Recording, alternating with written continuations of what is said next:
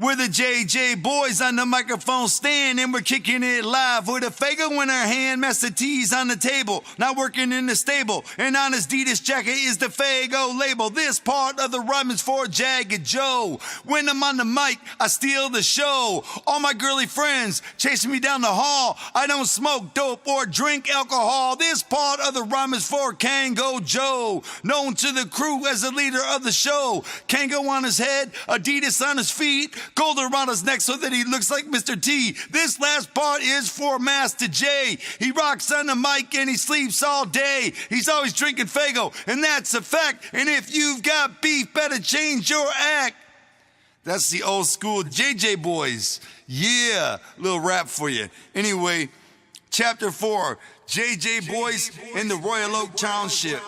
Shit was different in Oak Park. Walking to school one day during the 7th grade, we saw a naked lady run out of the house with her hands tied, screaming that she'd been raped. No lie, she was butthole naked, and she looked halfway decent as I remember, but it wasn't decent that her hands were tied and she was screaming that she'd just been raped. When I got to the school, the police were everywhere asking all the students if they saw everything. Welcome to Oak Park, I guess. I tried to adapt, but I was still a floob. Best junior high was made up of about 60% black kids, 20% Middle Eastern kids, and 20% white kids. There were a lot of tough black kids who picked on me. The black kids basically ran the school. They were the ones you don't fuck with. I was trying to be a little less flooby by wearing these patent leather basketball shoes that my brother had bought me. This one kid would just fuck with me, calling me Captain Patty because of my patent leather, and just generally giving me shit. I figured it wasn't that bad because this dickhead had picked on everybody. He was a big-ass kid for being a 7th or 8th grader. He looked like a fucking grown-ass man with a beard and everything. I don't know what the fuck the deal was. He'd always come up behind me in the hallway and knock my books out of my hands, then kick them down the hallway and laugh about it with his boys every day.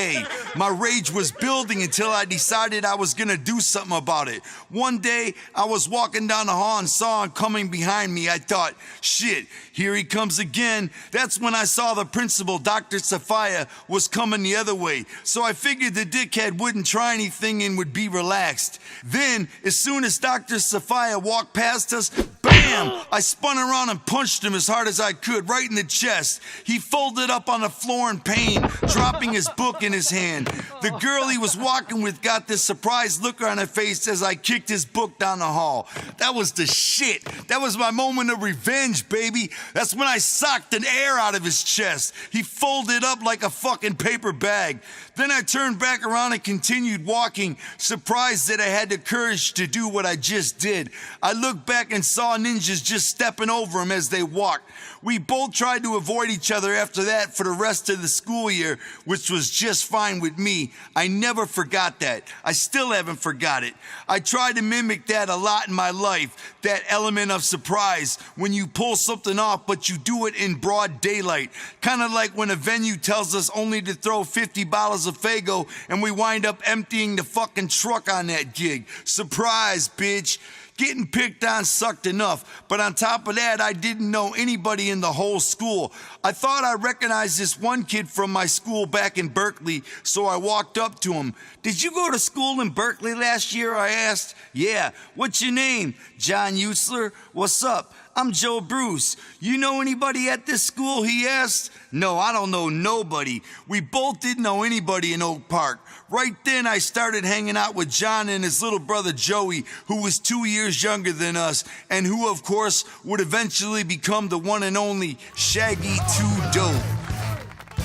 Joey and John lived in Ferndale, but they used their dad's address in Oak Park so they could go to Oak Park schools. Long before we started rapping, we formed our first backyard and living room wrestling federation, the TTW, Tag Team Wrestling. This was in like 1986, so all you biters and haters who think ICP are on backyard wrestling's dick, Just know that we were doing this shit back when those jackass marks were crying because Wham broke up. We decided we'd build a wrestling ring in John and Joey's mom's house in the backyard. We built it out of 4 big-ass railroad logs that we got from the nearby train tracks and carried them all the way back to John and Joey's house in Ferndale.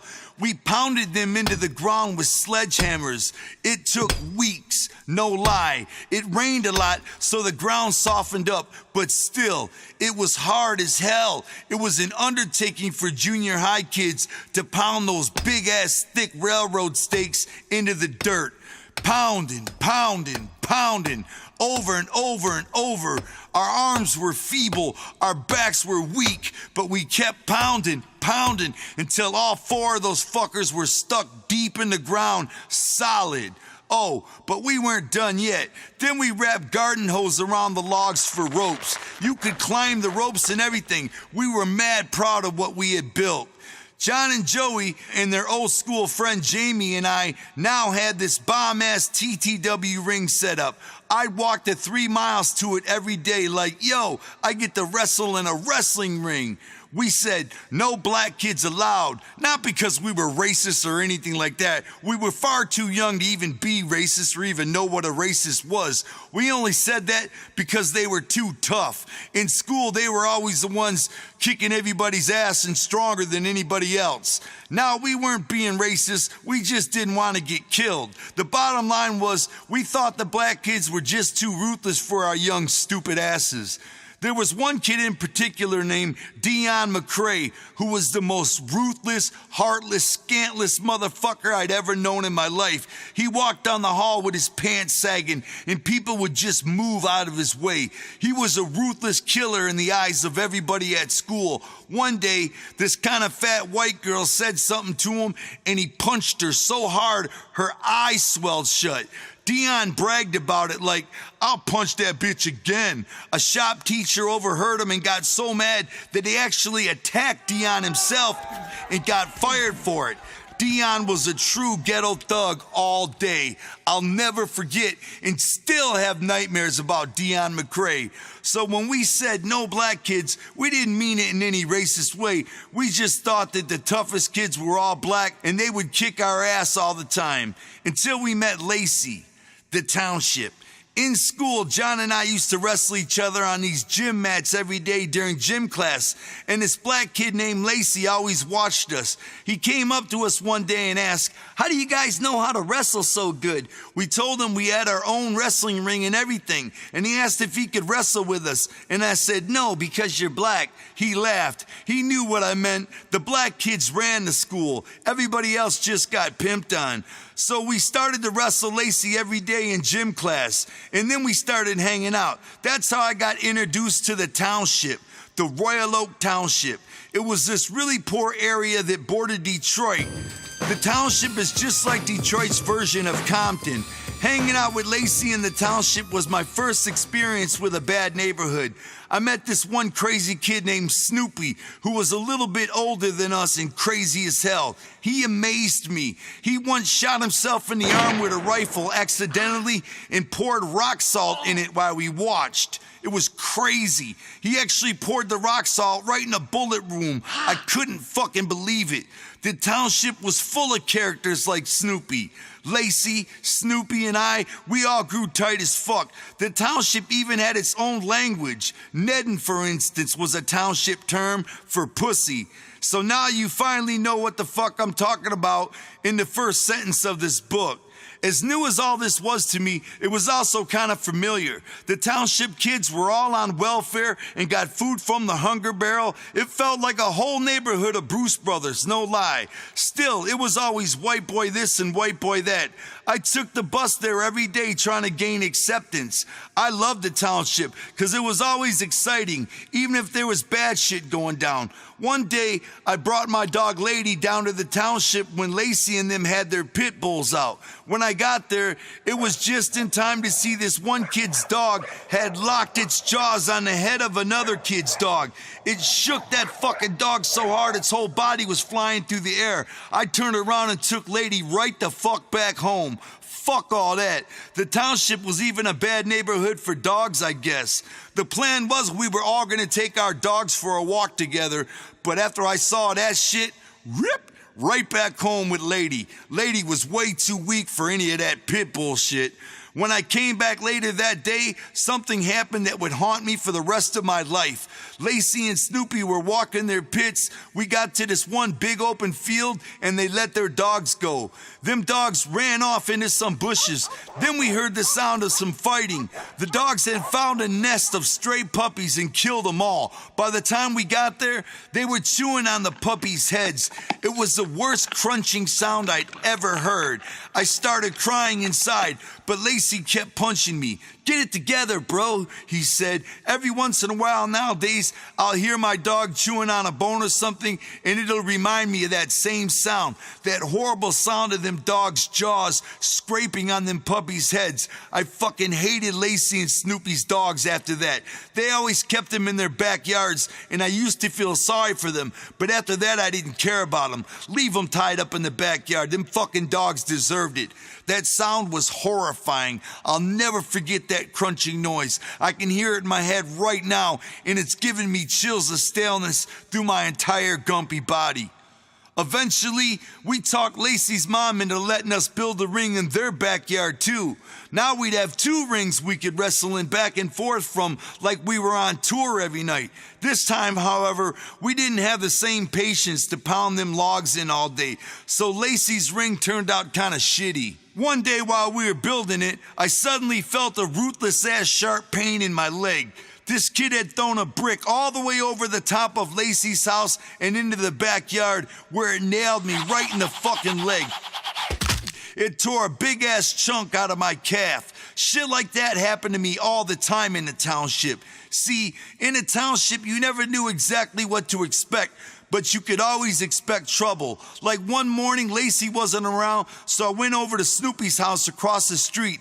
He greeted me with, "Don't move." He was on his roof with a rifle. Despite what he said, I knew I'd better move. I jumped behind this abandoned blue van that was always in their driveway. Snoopy started yelling, "I'm gonna shoot you, I swear to God. Come out here. I'm gonna shoot you in the leg." "Why, dog? What the fuck did I do?" I yelled from behind the van. "'Cause I'm crazy," he said. I knew he was too. I'd seen him shoot himself in the arm and then pour the rock salt in the hole, remember? Shit, he was crazy. There was no question he was gonna shoot me in the leg or the arm or something just to do it. I knew I'd never turn him in for it. I was way too hard on his nuts. I looked at the van and saw there was a pile of carpet, all wet and moldy. I opened the back doors, picked up that pile of shit, as soggy and heavy as it was, and put it over me and ran. Pat, pat! Snoopy fired shots at me twice. I felt the bullets go into the pile of shit I was carrying like little tugs. It didn't hit me though. I didn't stop to find out how close they came. I just ran all the way home smelling like that moldy ass carpet shit. That was the township though. Some days I was having mad fun, other days I'm getting shot at and somebody else is having the fun. Still, I took that shit from them. I didn't have any anger. Just like how I was molested as a kid, but it never rained on my brain yet. Taking shit was just a part of my life. I'd always been that way. I never knew any different. The truth is, I was hanging out in the township because them kids were crazy, because their families were as broke as mine. My brother stayed in touch with his crew back in Berkeley, and he was always playing Dungeons and Dragons and shit with them. He spent a lot of time with them role-playing ninjas. I could never understand the role-playing manuals, so I just hung out in the township or wrestled with John, Joey, and Lacey. As much as I thought I was down with the township, I soon realized I was still a bitch to them. One day, I went over to this kid Arnell's house. When I walked in the door, I was greeted with, "All right, hold up." He stuck a gun in my mouth. In fact, there were 3 kids pointing their guns at me, pushing me against the door. "Can you get a car?" one of them asked. great. They wanted me to help them do a drive-by shooting. My mom would always let my brother drive her car, this big yellow bucket. I called up Rob to see if he could get it. Bring over Mom's car. We're gonna do a drive-by shooting. I didn't know why, but my brother was down. I don't know what the fuck we were thinking. I think we were both hungry to prove ourselves as thugs or something.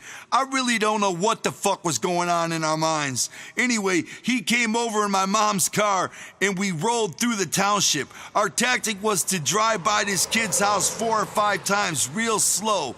On the 6th pass, Arnell said, "Okay, stop." And he and Snoopy and the other kid got out. Pap, pap, pap. They just started shooting this house up. We were actually shooting the house up from behind. We were in an open field shooting the back of the house. Their guns were like everything from new guns to these taped up pieces of shit that miraculously didn't blow up in their hands. Afterwards, we dropped them all off back at Arnell's house, which was actually just a block or 2 away from the shooting. We drove back to our house feeling all cool, but we were so fucking stupid. If we'd have been caught, I'd still be in jail today probably. Thinking about that, nobody died, nobody was home as it turned out. But looking back, I realized they just used these stupid dumbass wannabe gangster kids for their car. God, when my mom hears this, she's gonna have a heart attack.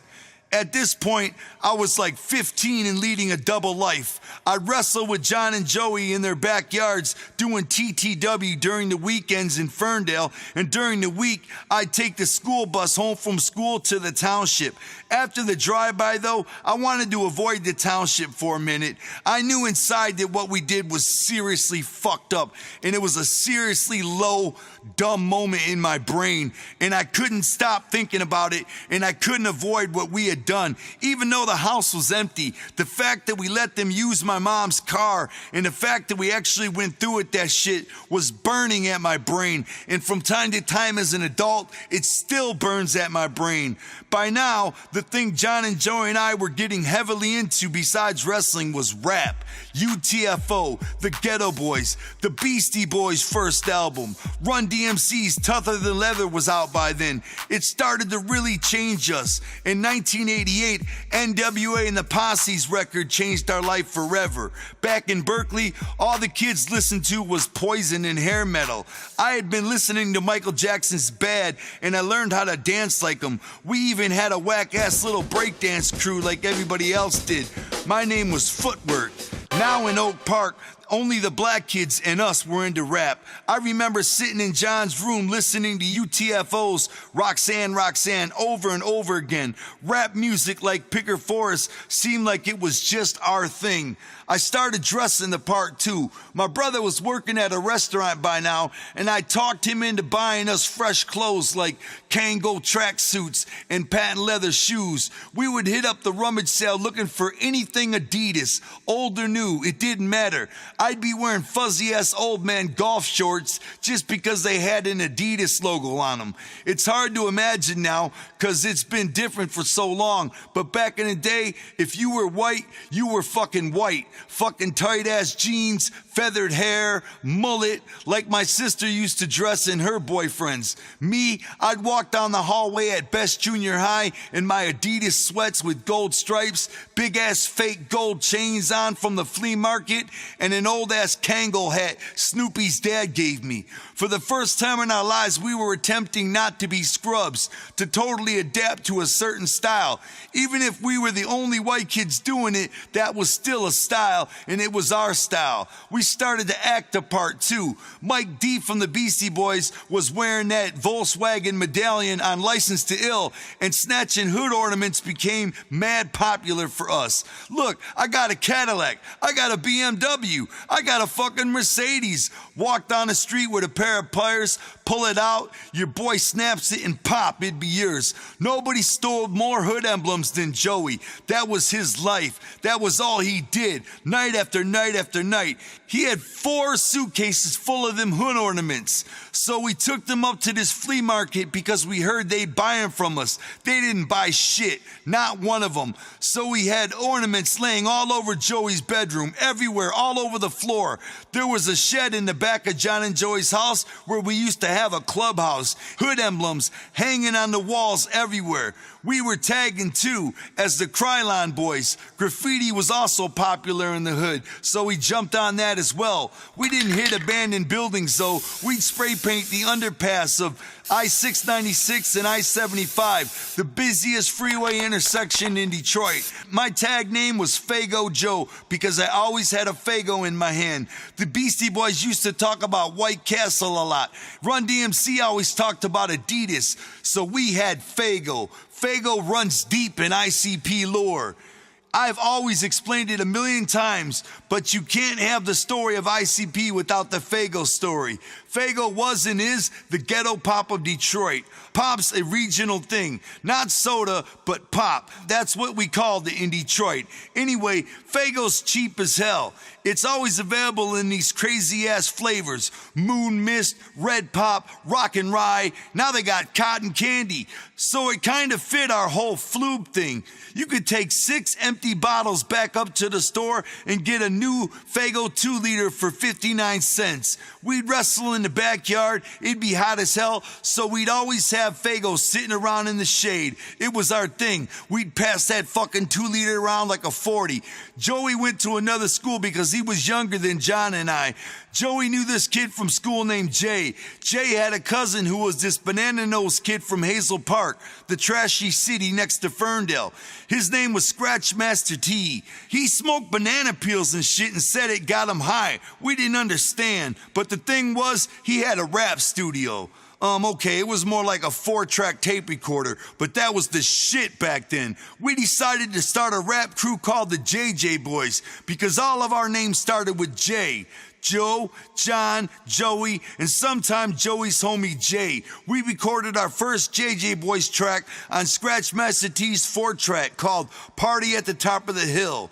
We're the JJ Boys on the microphone stand, kicking it live with a Fago in our hand, the whole thing. A future generation of critics and marked out record industry weasels would have something to hate on. Our rap careers had just begun. Lacey fucking loved the cassette, and when I played it for him at school, everybody else loved it. By now, Lacey and his boys from the township had their own rap crew. They called themselves the Wrecking Crew, which of course was stupid because there were 50,000 other wrecking crews out there.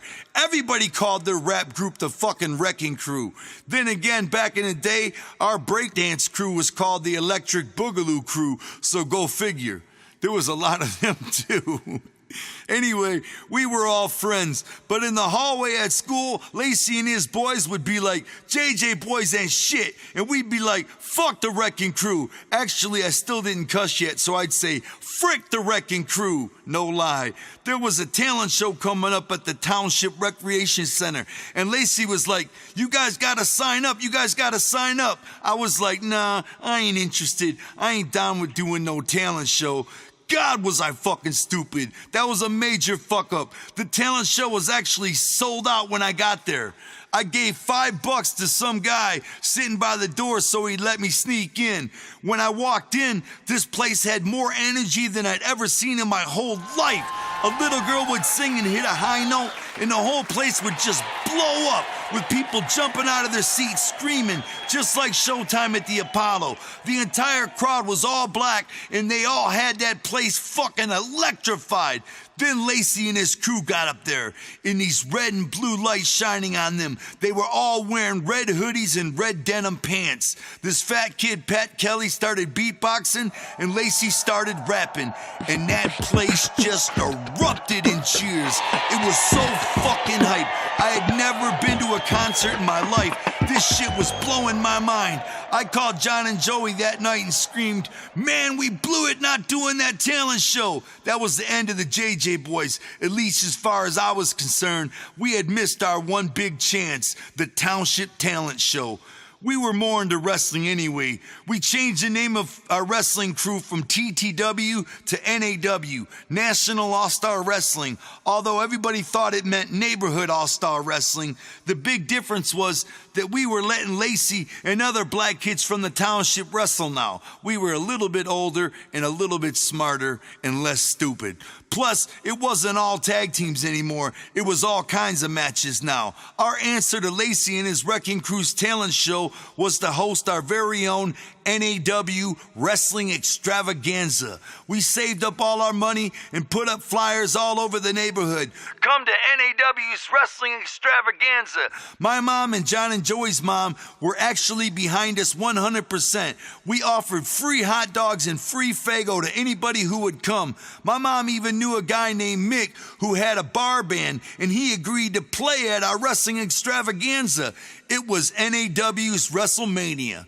So the night of the show, we had 50 people in Joey's mom's backyard, eating hot dogs, drinking Faygo, and watching us 8th graders wrestle in this big-ass ring with real posts and everything. Joey wrestled as the White Tiger, our masked world champion. He also wrestled as the Rhino without the mask, but nobody knew it was him. I wrestled as Daryl Dropkick Daniels. John was known as the Terrible. He wore a hockey mask and was a big, tough, ruthless guy. He barely moved and barely sold anybody's moves. He just beat people down like a single road warrior. Lacey was the Jailbird Man. He wore black and white stripes like referee spandex suit. He was the one who was all aerial and everything. Snoopy and Arnell wrestled as a tag team called the Destroyers, and that's just what they did to everybody they fucking wrestled. They destroyed them. That night during Wrestling Extravaganza, the Jailbird Man won the belt from the White Tiger. It was fucking awesome. All while this bar band full of older guys played, like Bob Seger tunes. To me, this was just as hype as the talent show. The police even came by twice and told us to keep it down.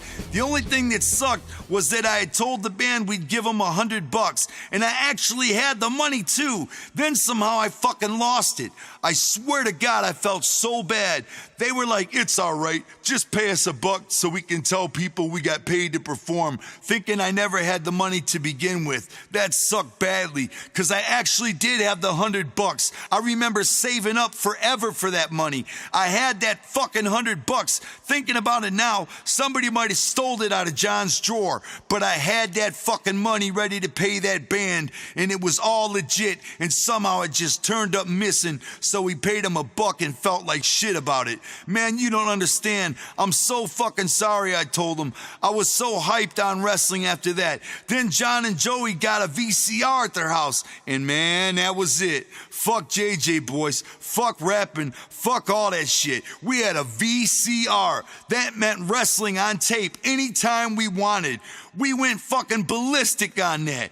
God, we were so stale. Everything was getting stale, even the township. One Sunday morning, I was mad bored. John and Joey were up north visiting their aunt. So with nothing to do, I decided to go back to the township. Lacey wasn't home, but Snoopy, that crazy motherfucker, was leaning against a brand new car. "You like my car?" he asked. "Where'd you get it?" I asked. "I stole it." The car had a front license plate that said "Sweet Baby Blue." "Dang, dog," I said, "don't you think you should at least take that Sweet Baby Blue plate off? Don't you think it just makes the car all that more recognizable?" Man, Snoopy couldn't give a fuck less. "No, we're just gonna joyride it for a while. Come on, let's go." I jumped in a stolen car with him, and we went on a Sunday fucking drive with the screwdriver hanging out of the ignition. It was pretty fun until we passed a cop car on a speed trap. Then we got scared. We rolled up to this vacant lot in the ghetto, and these guys Snoop knew came up to us. Next thing I knew, they were destroying the car, and we were getting a ride back to Snoopy's house in some kid's bucket.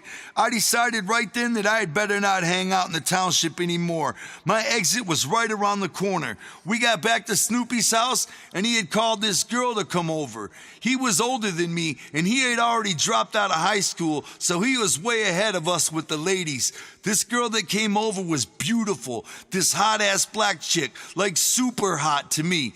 They started hooking up with me right there in the room. He started tongue kissing her, and he kept saying, "Hey, Joe, look," fucking with me. I could see their tongues slobbering and everything. I was freaking out. Then he turned to me. "Hey, Joe, you want some of this?" he asked. I was a virgin like a motherfucker. Just a lot of jacking off and a lot of looking at hotties at this point. So naturally, I was like,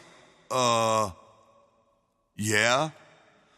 Notice he asked me before he asked her. Now remember, Snoopy was crazy, so no matter how much I tried to think about getting some of that Neddin right then, I was fully prepared for Snoopy to flip this shit on me at any minute. "So you want to hit my girl?"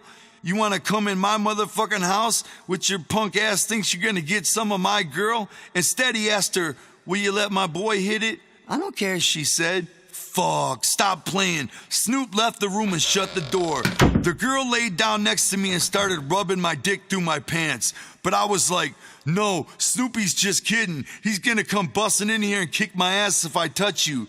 No, he's not, she insisted. Right. Just like I thought he wouldn't shoot me. And by the way, I love having to make a flak vest out of stank wet carpets. Fuck this. I chickened out and hopped up, just me and my pickle, and got out of the bedroom right quick. I'll never know if I really could have fucked that girl or not. The thought of Snoopy beating my half-naked ass was just too scary to find out. I'll never know. Wow, that would have been the shit though if I would have hit that. But it probably would have never happened. But it actually might have. But it probably would have caused an ass beating. But who knows, I might have actually fucked that hottie. But then again, I might have got punched in the back of the head. But who knows, I might have actually got my little baby penis wet. But then again, I might have got my nuts kicked up my asshole. Who knows, I'll never know. That would have been the shit though. But just when I think the shit can't get any weirder, one day who's sitting there in Snoop's living room? Mr. Ruthless from school himself, Dion McCrae. I think he was selling Snoop some weed or something. They were watching a porno. Now, I'd never seen one, so I was trying to be all cool while it was on in the corner of my eye. All I could see was what looked like snails wrestling on the Nature Channel. All of a sudden, Dion turned to me. Walk me home, Joe. I only live 3 blocks away. Walk me home. For what, man? I asked. Walk me home, bitch. Safety in numbers, you know, He kindly replied. It didn't make sense. It ain't safe in this neighborhood, I said. What the frick am I gonna do to help you? I gotta walk back without you. Who's gonna walk me home? Dion didn't give a fuck. Walk me home and shut the fuck up, he repeated. I quickly put on my tired-ass Adidas shoes and we left Snoop's house and started walking. I sorta knew where he lived because the township was all project-style houses. Dion took a shortcut through a vacant lot and went behind this abandoned house. I was terrified. I knew something was up. Then he stopped, turned around, and looked me dead in the eyes. Now, before I tell you all this, I want you guys to know something.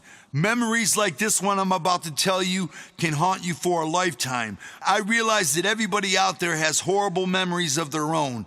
I'm not alone on this. I think it's best for people to tell other ninjas about their horrible memories because in time, that horrible memory of yours might turn into a funny story that makes it much easier for you to deal with. For example, let's say you hired a hooker to suck your dick. She sucked it, and then you found out your hooker was really a dude in drag. Wouldn't you rather tell ninjas about that instead of keeping it locked up inside your mind? Imagine having to hold a secret like that all your life. I'd rather tell ninjas about it so they could laugh at me and turn it into a funny joke about my past rather than live my whole life keeping it a secret that I once let another man blow me. Take it from me, I might have kept memories like the one I'm about to tell you inside my head this whole time, but if I did, I might have beat them 2 kids in Columbine to the step, if you know what I mean. That's why I'm glad to tell you shit like I'm about to tell you now. Okay, back to my story. It's me and Dion behind an abandoned house in the middle of the night in the township. Are you scared of me? Dion asked. Scared of fighting you? Yeah, I said, not quite knowing what he was getting at. Yeah, I'm scared of you, I guess. Then he picked up a brick and unzipped his pants. I want you to suck my dick, he said, all calm and straightforward. If you don't, I'm gonna kill you with this brick. If you tell anybody about it afterwards, I'm gonna kill you then. He was dead serious. Wow, he was not playing at all. He was determined to have me suck his dick. I don't know if he was gay or if he just wanted to make me suck his dick to be ruthless. I don't know what. All I know is Dion is the type of motherfucker that will fuck you in your ass in prison. Now let me tell you all something. He would have had to break that brick into particles over my head and shoot me in the face 17 times before I even would have looked at his fucking dick. So it's just me and supposedly gay-ass Dion McCrae with a fucking brick and his hard dick in his hand.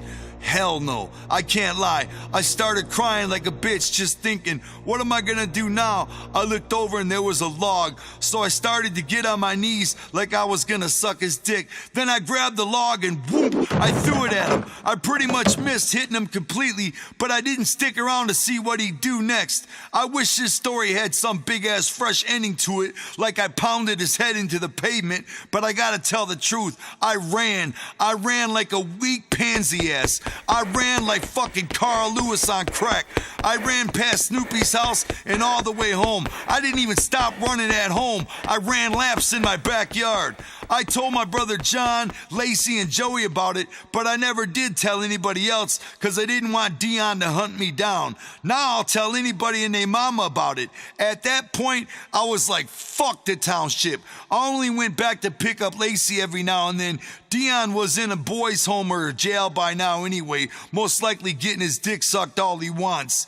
The ring we built in Lacey's backyard eventually got all tore up. There were no ropes on it or anything, but some of the kids in the neighborhood still used it for street boxing matches from time to time. One time we were back there watching some ninjas box each other, and there with all his boys was the motherfucker who threw that brick at my leg when we were building the ring that first day. He started fucking with me again. This time I could see it coming though. He wanted to box me. He went around the ring putting his gloves on, announcing to everybody, I'm boxing Joe, I'm boxing the white boy. John and Joey were there, so I felt like I had some extra karma I needed, all the help I could get. I put the boxing gloves on and got in there with him. I thought I was about to get my ass beat. At first, I wouldn't throw any punches. Bam, bam, I did my best to block the two right crosses. Bam, he landed a left hook to the side of my head. All of a sudden, I couldn't hear the cheering so loud anymore. All I could hear was his shit talking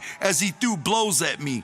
I saw John and Joey, and I could tell from the looks on their faces that I was getting my ass beat.